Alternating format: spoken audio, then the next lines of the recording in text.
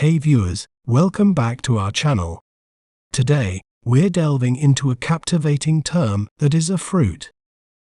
Consuming this fruit can help reduce the risk of chronic diseases, improve heart health, and maintain healthy skin. Let's learn how to pronounce it correctly. Orange, orange, or inge, orange.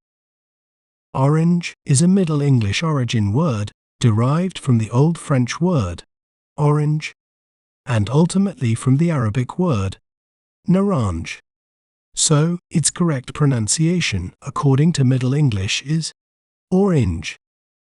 Oranges are highly beneficial for humans. They are rich in vitamin C, which is essential for the immune system, skin health, and antioxidant properties. Oranges also contain fiber, which aids in digestion, and they provide a good source of folate, potassium, and various antioxidants. If you enjoyed learning about orange, be sure to subscribe to our channel for more educational content. Thanks for watching. Remember, knowledge is power. See you next time.